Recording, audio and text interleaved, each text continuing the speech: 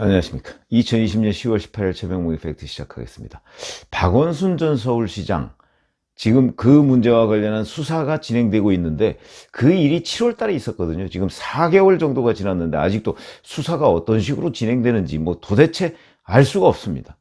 아주 간단한 사건을 이렇게 질질 오래 끌고 있는 이유를 도대체가 모르겠다. 그래서 이제 언론의 관심도 점점 더 멀어지고 있는데, 자, 이에 관해서 다시 한번 박 전 시장 문제를 불러서 되새기게 하는 그런 메모가 공개가 됐습니다. 박원순 전 시장의 서울시 인사기획비서관을 지냈었다고 했죠. 민경국 씨라는 사람이 박원순 시장의 메모라면서 메모 한 장을 사진을 찍어서 자기 페이스북에다가 올려서 공개를 했는데, 우선 그 내용을 좀 전해드리고, 그리고 그에 관한 저의 논평, 더군다나 제가 박 시장을 생전에 만난 적이 있습니다. 그냥 오다 가다 이렇게 잠시 만난 게 아니고요. 식사를 같이 하고 술도 곁들이고 하면서 참 오랜 시간을 같이 얘기를 나눠본 기억이 있는데, 그 기억에 대해서도, 그리고 기억 이후 여러 가지 일에 대해서도 말씀을 드리겠습니다. 우선 그 메모를 보면 제목이 이겁니다. 비서실 직원에 대한 반성과 행동이라는 거고요. 그 다음에 10가지 수칙 이런 게 거기 적혀 있습니다. 이름을 정확히 외우고 자주 불러준다.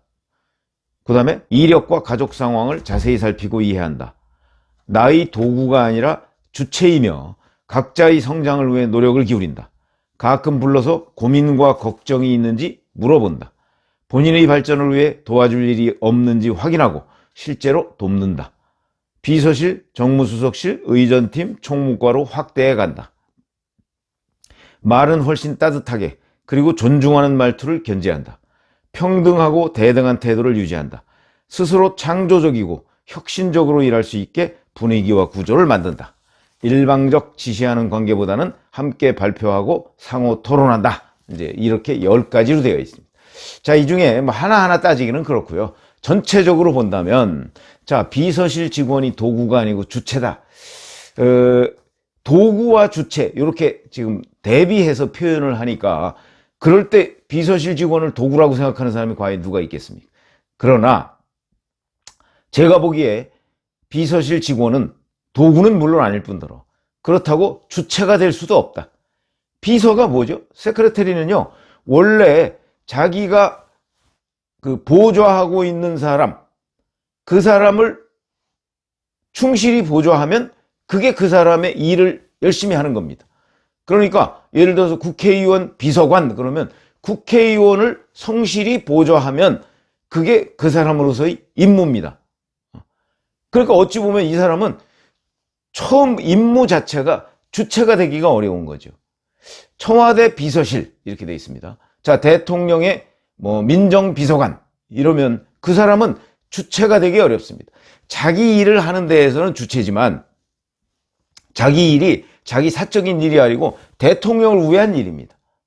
그러니까 도구와 주체를 이렇게 대조적으로 얘기하면서 이게 아니라 이거다 얘기하는 거, 이거야말로 저는 이분법이라고 봅니다. 비서는요, 보좌가 본업입니다. 그런 관점에서 이제 이거는 접근할 수가 있다고 보고, 그 다음에 여기에 보면 이력과 가족 상황을 자세히 살피고 이해한다.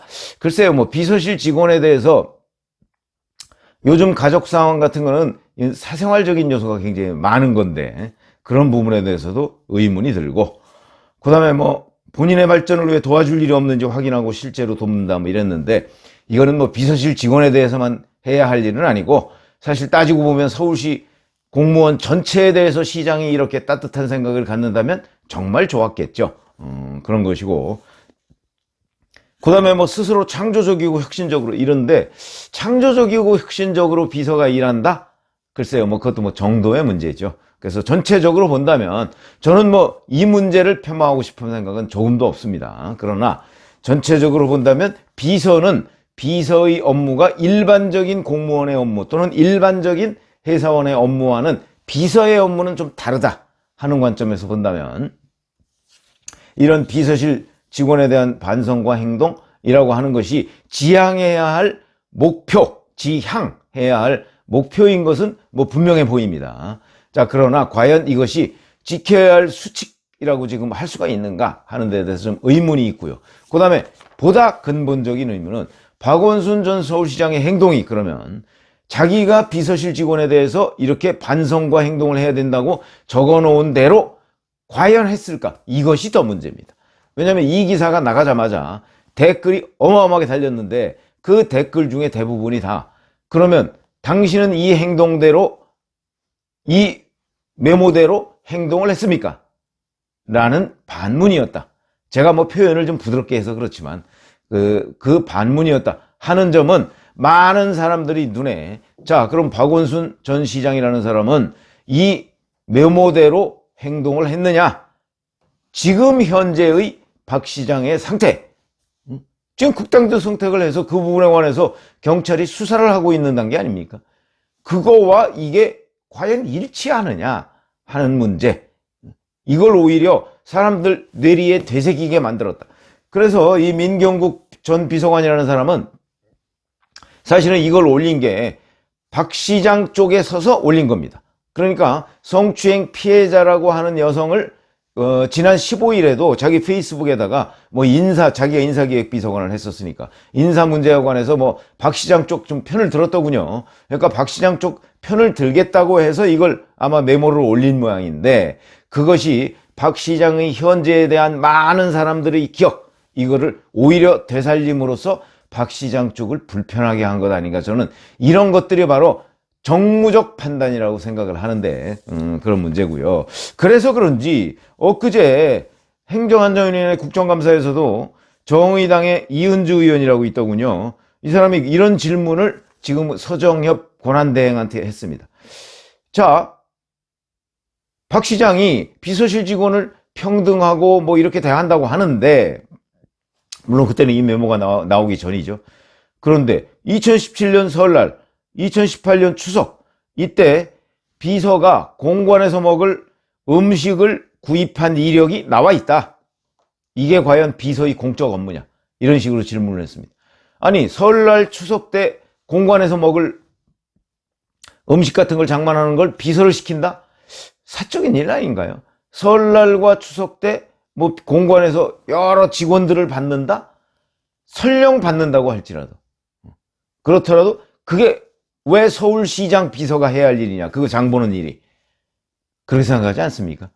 물론 서울시는 그냥 이것도 얼버무리고 넘어갔던데 제가 지금 말씀드리는 거는 자 그러면 지금 물론 여직원 성추행 의혹과 관련해서는 그 성추행 피해자라고 하는 여성이 있고 그 다음에 박 시장 쪽 서울시 측 입장이 있습니다. 이 입장이 아직 뭐 수사가 끝난 게 아니니까 그리고 뭐 법원에 가서 재판까지 한 건 아니니까 엇갈리고 있기는 하지만 일반적으로 얘기하면 성추행 피해자라고 하는 사람의 그 주장 중에서 저희가 인정할 부분이 굉장히 많습니다. 우선 아주 간단하게 얘기해서 자, 박 시장이 잠깐 오침을 하는 그 침실에서 그 깨우러 들어가는 것을 왜 이 여직원을 시킵니까?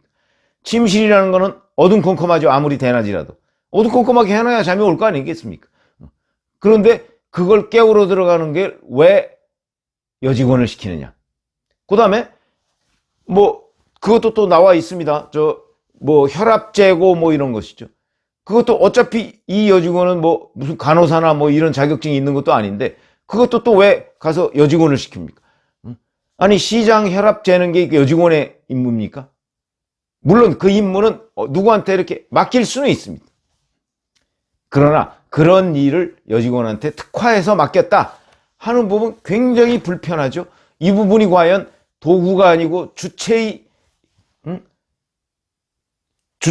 노력을 해야 된다 뭐 이런 거에 맞는 얘기냐 하는 그 지적을 하지 않을 수가 없고 사실은 제가 이 김영란법 뭐 이런 거 생기기 전에 한번 박 시장을 제가 만났었다고 그랬죠. 만났는데 그때 저의 관심사는 박 시장의 그 전세였습니다. 전세. 28억. 종로구 가회동에 있는 서울시장 공관 28억. 그래서 그걸 질문을 했었죠, 제가. 그건 좀 과하지 않느냐. 국민 세금인데, 서울 주민의 세금인데, 28억 전세금은 과한 거. 지금은 전세금이 그 이후에 엄청나게 올랐지만, 그때 웬만한 전세는요, 3, 4억, 그리고 한 50평 정도 얻는다고 해도, 그때 한 뭐 6, 7억, 7, 8억 정도면 충분히 얻을 수 있는 그런 시절이었습니다. 그런데 가회동에 있는 한옥으로 만든 멋진 집을 해서 전세금이 무려 28억입니다. 그거 지하신 거 아니냐니까. 그때 박 시장이 저한테 이런 얘기를 했습니다. 아이고, 그거 그렇게 넓지 않습니다. 그리고 그런 화려한 데가 아닙니다, 거기가. 제가 초청하겠습니다. 뭐 해가면서 뭐 언제쯤 대략 시기까지 얘기해가면서 제가 초청하겠습니다. 그래서 한번 와서 한번 이렇게 보시고 그게 결코 뭐 이렇게 얘기를 했습니다. 물론 그 이후에 하나도 이루어지지 않았죠. 그리고 뭐 우리가 그냥 상식적으로 전 뭐 그 공관에 가보지는 않았습니다만은 상식적으로 이렇게 생각하시죠. 공관이 하나도 넓지 않고 별로 화려하지도 않다면 그게 어떻게 28억 전세라는 것으로 유통이 되겠습니까? 그렇죠. 28억 전세금을 받았을 정도면 28억 전세금에 맞는 정도의 규모와 화려함을 갖추고 있다고 보는 게 상식이죠. 그게 시장 가격 아닙니까? 그런데 서울시장이 그 공관으로 서울 시민의 세금을 가지고 28억 원이라는 돈을 들여서 자기가 공관으로 쓰고 있다. 그거는 적어도 이 반성과 행동이라는 이 메모의 기준으로 볼 때는 전혀 맞지 않는 내용이다. 그리고 그 자리에서 뭐 불러서 언제 뭐 초청해서 뭘 하겠다, 보여주겠다, 뭐 이렇게 한 약속, 그것도 하나도 지켜지지 않았고요. 그 다음에 여기 보면은 뭐 이런저런 뭐 본인의 발전을 위해 도와줄 일이 없는지 뭐 이런 거 존중하는 말투, 뭐 이런 것들은 저는 인정을 합니다. 박 시장이 상대에 대한 배려심은 정말 심하게 얘기하면 기자적인 관점에서 본다면 지나칠 정도라고 느껴집니다. 그래서 저는 이 사람 타고난 정치인이다. 뭐 이렇게 제가 생각을 한 적이 있는데 그 배려심이 상당합니다. 상대방의 입장. 그런데 그게 저희 경우만 그랬는지 모르겠는데 그 이후에 그거에 관한 여러 가지의 뭐 이제 약속 같은 게 있을 거 아닙니까? 내가 뭐 이렇게 하겠습니다. 저렇게 하겠습니다라고 하는 부분은 별로 저희가 확인하기도 전 뭐 그 이후에 별 큰 관심을 갖지는 않았으니까. 그리고 저에 대해서 한 서너 가지 정도의 뭐 약속이 있었는데 저 개인적인 약속 뭐 공관 초청 이런 거 그거 외에 뭐 서울시 뭐에 대한 약속 뭐 이런 것도 있었는데 그런 것들은 지켜지지는 않았더군요. 그 이후에 뭐 바빠서 그랬을 것이다 이렇게 생각은 합니다만은 어찌됐든 간에 그런 거. 그러나 제가 인정할 수 있는 부분은 상대방에 대해서 존중하는 말투 이런 거는 상당히 탁월함을 느꼈다. 저는 뭐 정치인 상대를 굉장히 오랫동안 많이 해봤는데 그런 점 중에서도 상당히 상위 클래스에 속할 정도의 탁월함이 있었다 하는 말씀을 제가 드리고요. 다만 이제 제가 지금 이번에 특히 그 여직원 성추행 의혹과 관련해서 본인이 극단적 선택을 했지 않습니까? 그거야 정말 본인의 선택이죠. 그런데 왜 그 사람이 그런 선택을 했을까 하는 부분과 이 비서실 전 직원이 공개했다는 이 메모를 보면 이런 것들이 아마도 본인이 평상시에 생각하고 그다음에 적어 놓았던 메모와 이 여직원 성추행 의혹이라는 이 단독 사건 이걸 놓고 볼 때 그 불일치가 너무 크다. 그 괴리가 너무 크다고 생각했기 때문이 아닌가. 전 이렇게 보입니다. 제 눈에는. 그래서 그런 점으로 본다면 민경국 전 비서관은 아마 이제 박 전 시장의 그동안의 뭐 기억, 추억, 언행 뭐 이런 것들이 이렇게 훌륭하다라고 판단을 해서 이런 것들을 서울 시민이나 국민들하고 좀 공유하고 싶다는 차원에서 메모를 올렸을지 모르겠으나 이를 보는 서울 시민이나 국민들은 상당히 오히려 불편함, 그의 마지막이 불편하게 아름답지 못하게 마지막이 이루어졌기 때문에 그 부분과 관련해서 오히려 민경국 전 비서관의 의도와는 다른 그런 결과를 낳지 않았나 이런 생각을 하게 됩니다. 감사합니다.